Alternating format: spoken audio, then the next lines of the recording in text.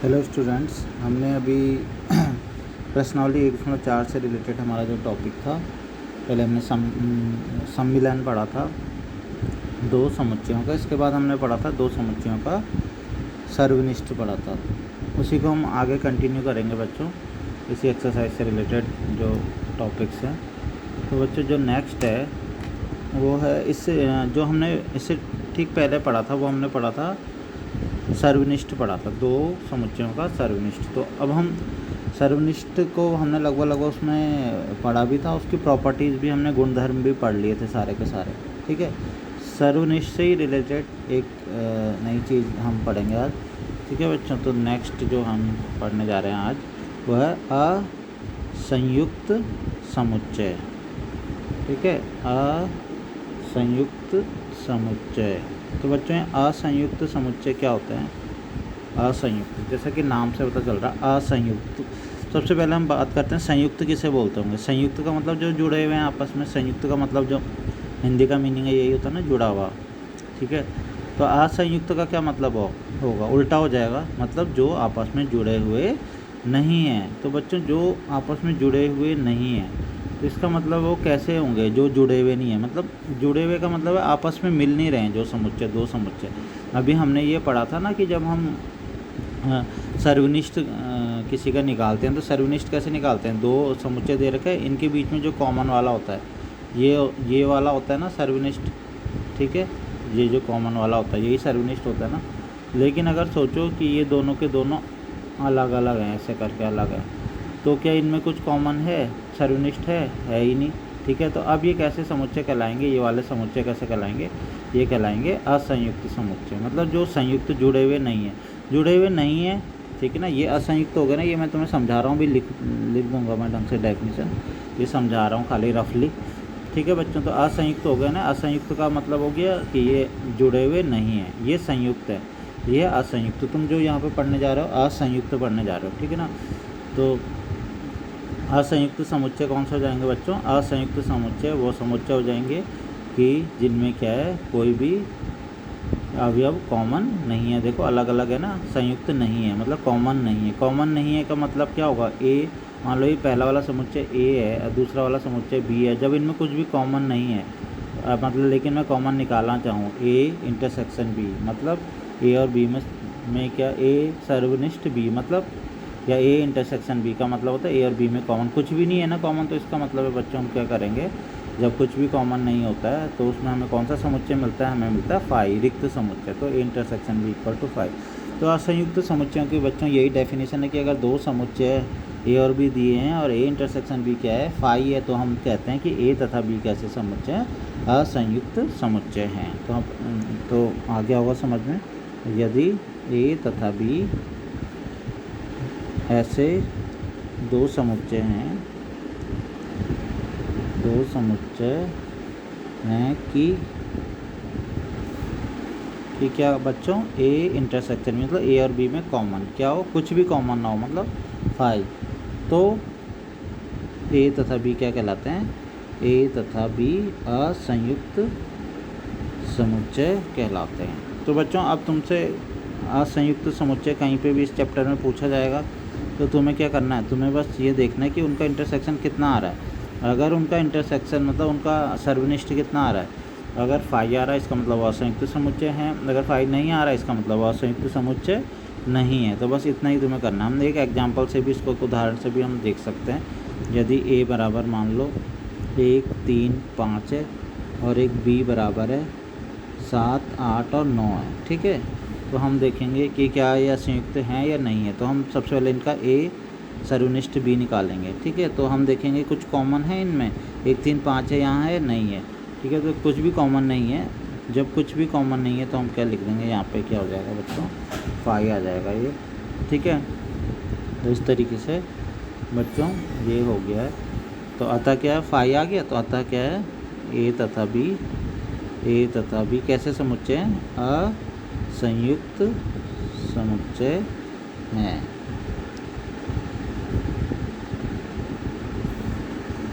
ठीक है, तो ये सर्वनिष्ठ से ही हम रिलेटेड जो हमने पढ़ा था, सर्वनिष्ठ हम पढ़ चुके थे, सर्वनिष्ठ निकालना सीख चुके थे, उससे ही रिलेटेड ये थोड़ा सा एक आगे एक्सटेंडेड इसका टॉपिक था असंयुक्त समुच्चय। अब बच्चों हम नेक्स्ट जो अलग से पढ़ने जा रहे हैं नेक्स्ट टॉपिक वो देखेंगे। थोड़ा सा बच्चों इसमें देख लेते हैं, अगर असंयुक्त को हम वेन डायग्राम से बताना चाहें, ठीक है ना, हालांकि मैंने ऊपर पे बता दिया तुम्हें, लेकिन फिर भी थोड़ा सा रफली बताया था, यहाँ पे थोड़ा अच्छे से और बता दूँ। ये U है यूनिवर्सल सेट, ठीक है, ये है A, ठीक है, और ये है B।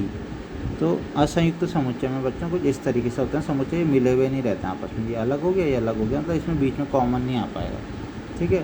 तो ये A है, ये B है, ये U है, तो इस तरीके से असंयुक्त समुच्चय रहते हैं, ठीक है। तो बच्चों में हमारा जो नेक्स्ट जो हम टॉपिक पढ़ने जा रहे हैं इसी में, ये एक्सरसाइज भी ये कंटिन्यू है। इसके बाद है बच्चों समुच्चयों का अंतर, ठीक है। तो ये लास्ट इसका हमारा टॉपिक है, समुच्चयों का अंतर। तो बच्चों समुच्चयों का अंतर, लगभग अंतर तुम्हें पता होगा, नॉर्मली अंतर का मतलब क्या होता है, डिफरेंस, मतलब माइनस कर दें हम, ठीक है। तो इसके अगर चिन्ह की बात करें तो इसका चिन्ह भी क्या होता है, माइनस का ही होता है, समुच्चयों का अंतर है, ठीक है। इसको करते कैसे हैं इसको अभी देख लेते हैं। तो बच्चों इसमें क्या करते हैं, अगर हमें A माइनस बी मतलब दो समुच्चयों का अंतर लेना है, मतलब A में से B को माइनस करना है, तो हम क्या करते हैं बच्चों, इसको करने का सिंपल सा तरीका है कि हम A में से क्या कर लेते हैं, A समुच्चय में से कौन से समुच्चयों को हटा लेते हैं, B के उन समुच्चयों को हटा लेते हैं कि जो क्या होते हैं A में होते हैं, ठीक है। अभी हम ढंग से इसकी डेफिनेशन और ढंग से इसके जब एग्जांपल्स करेंगे तो और अच्छे से समझ में आ जाएगा। सबसे पहले इसकी डेफिनेशन पढ़ लेते हैं, ठीक है। समुच्चयों A तथा B, A तथा B का अंतर, B का अंतर उन समुच्चयों का उन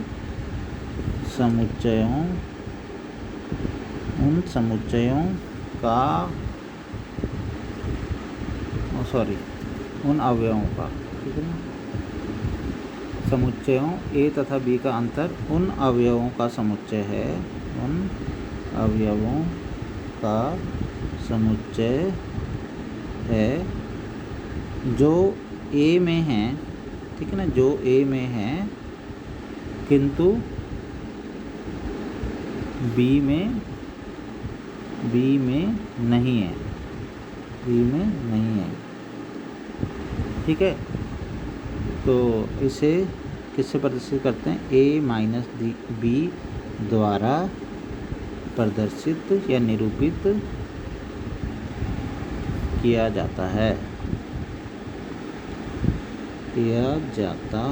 तो बच्चों क्या हुआ है, देखो ध्यान से, समुच्चयों A तथा B का अंतर, मतलब A पहले A लेना फिर B का अंतर, ठीक है। ध्यान रखना A B का अंतर से मतलब A माइनस B से, ऐसे नहीं B माइनस A, ठीक है। B माइनस A भी निकलेगा तब इसकी डेफिनेशन, तब ये हम जो A में है किंतु B में नहीं बोलेंगे, तब बोलेंगे जो B में है किंतु A में नहीं है, ठीक है। अभी हम यहाँ पे A और B के अंतर से मतलब हमारा A माइनस B है, मतलब हम A में से B को घटाना चाह रहे हैं, ठीक है। समुच्चय A तथा B का अंतर उन अवयवों का समुच्चय है जो A में है किंतु B में नहीं है। मतलब ये हुआ कि तुम्हें A के अवयव तो लेने हैं, ठीक है ना, A के अवयव लेने हैं, लेकिन वो अवयव इसमें से हटा देने हैं, ठीक है ना, जो क्या है B में है। B वाले अवयव नहीं लेने, लिखा ना B में नहीं है, ठीक है। तो अब मैं और अच्छे से इसको बता देता हूँ तुम्हें, ठीक है। देख एग्जाम्पल से तुम्हें बिल्कुल अच्छे से समझ में आ जाएगा कि निकालते कैसे हैं, ठीक है।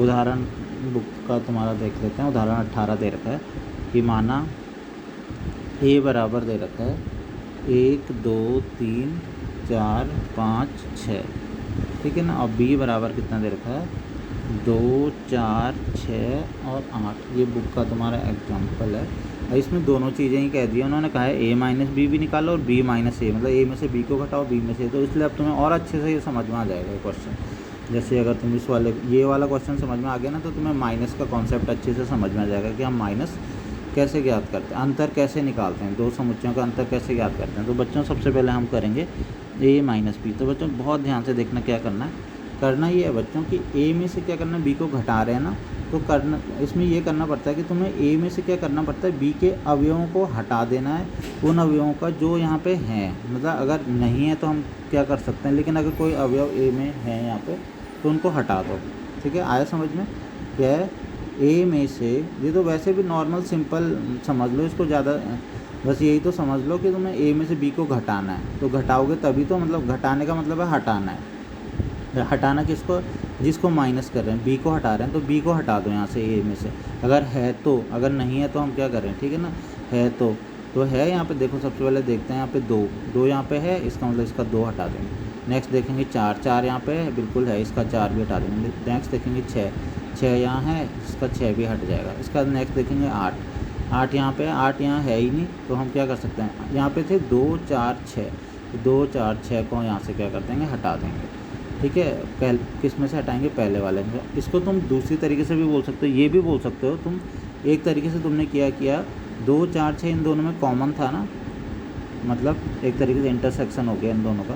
तुम ये भी बोल सकते हो कि तुम्हें क्या करना है, ए में से इन दोनों में जो कॉमन है उनको हटा दो, बात वही है। ठीक है, वो तो मैं इस तरीके से इसलिए बोल रहा हूँ, ए में से बी वालों को हटा दो, क्योंकि तुमने तुम इस तरीके से रहे ना, ए माइनस बी को हटाना है। ठीक है, नहीं तो तुम्हें बात इस तरीके से भी बोल सकते हो कि ए में से क्या कर दो, जो भी कॉमन है उन सबको हटा दो। ठीक है, लेकिन बिल्कुल इसके अकॉर्डिंग तुम्हें पढ़ना है कि ए में से बी वाले हटा दो, तो बी के जो यहाँ हैं उनको हटा दो। तो बच्चों कौन कौन से हम हटाएंगे इसमें, देखो हम सबसे पहले 1 को लिखा हमने, 1 यहाँ था ही नहीं। ठीक है ना, नेक्स्ट है 2 को हमें हटाना पड़ेगा। नेक्स्ट है 4, 3 लिख देंगे यहाँ पे। नेक्स्ट है 4 भी हटा देंगे। उसके बाद हमें 5 लिख देंगे।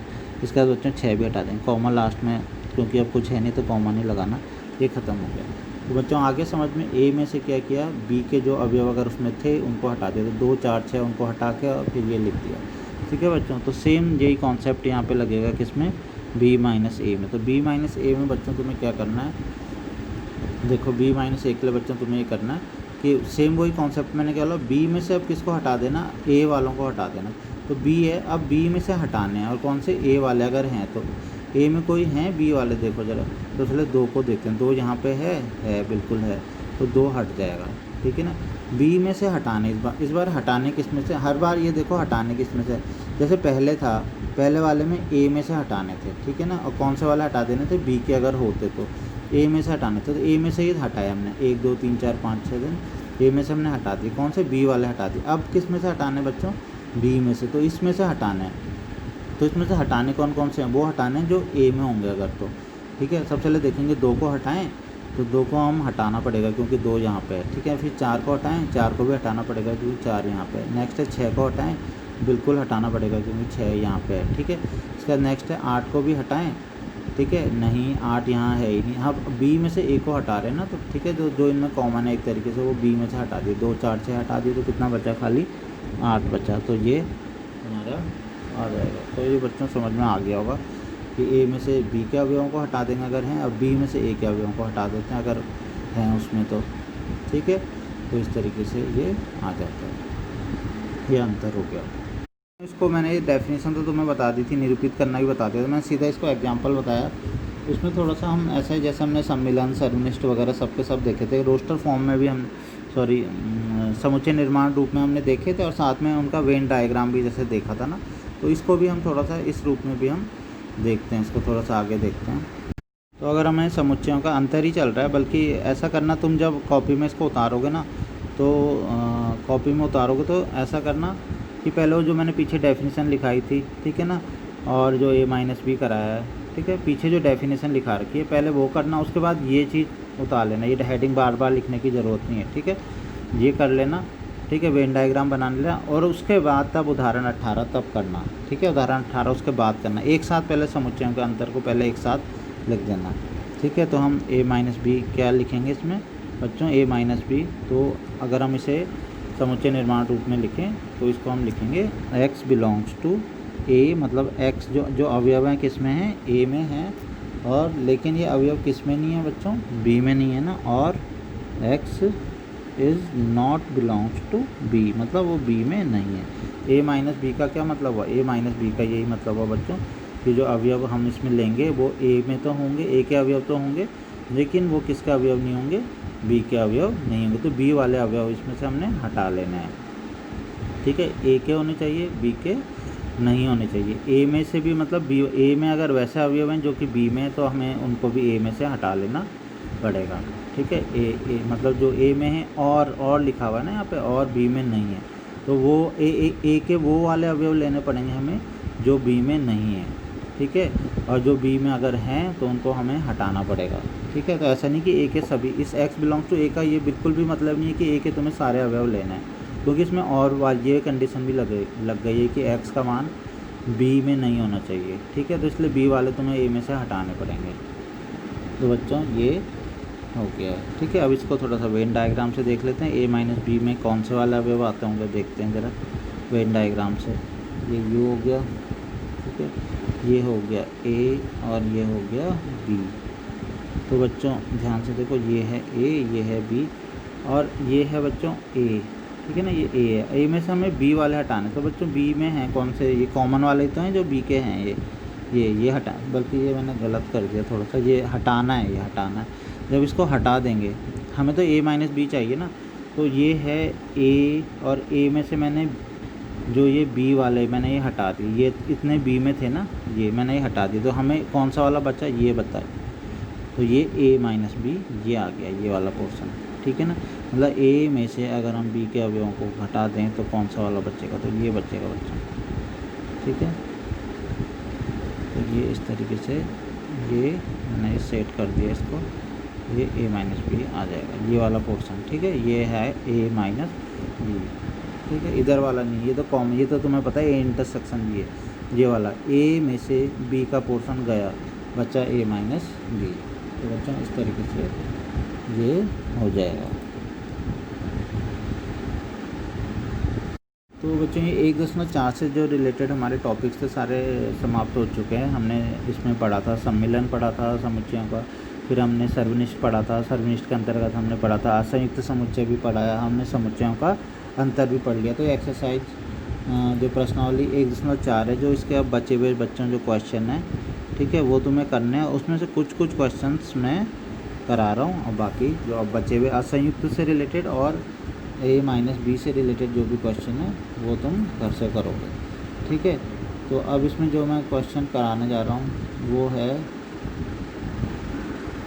Question number 11। बच्चों इसमें दरअसल ज़्यादातर अब जो क्वेश्चंस हैं घर से करने के लिए 8, 9, 10 और 12, ये सारे के सारे बहुत इजी क्वेश्चन है, इजीली असंयुक्त समुच्चय और माइनस से रिलेटेड है, लेकिन मतलब सिंपल है। जो मैंने बताया, ए में से बी को हटा देना सीधा, और असंयुक्त वालों में दिखा देना कि ए इंटरसेक्शन बी 5, मतलब दोनों के बीच में कोई अगर कॉमन नहीं आ रहा तो मतलब जैसे मैंने उदाहरण में कराए हैं क्वेश्चन वैसे ही हैं सारे के सारे, तो कोई ज़्यादा दिक्कत वाले क्वेश्चन नहीं, घर से सारे के सारे क्वेश्चन तुम कर सकते हो। अभी हम थोड़ा सा देख भी लेंगे उसको, मैं बुक में दिखा दूँगा तुम्हें। तो अभी सबसे पहले क्वेश्चन नंबर 11। ठीक है, 11 में क्या है, यदि R वास्तविक संख्याओं, ठीक है ना, वास्तविक संख्याओं और Q परिमेय संख्याओं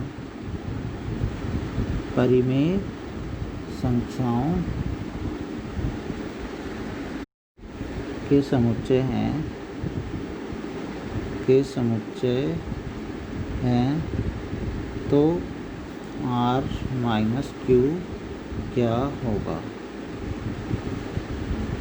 ठीक है, तो बच्चों ये क्वेश्चन क्या है, क्वेश्चन में कहा है कि R वास्तविक संख्याओं का समुच्चय, ये तुम्हें वैसे भी पता भी होगा, मैंने तुम्हें बताया था। Q किसका समुच्चय है, परिमेय संख्याओं का समुच्चय है। ठीक है, तो उन्होंने कहा है कि अगर हम वास्तविक संख्या R माइनस Q, माइनस की बात करिए, मतलब R मतलब सारी की सारी वास्तविक संख्याओं में से हम किन को हटा दें, Q का मतलब परिमेय संख्या।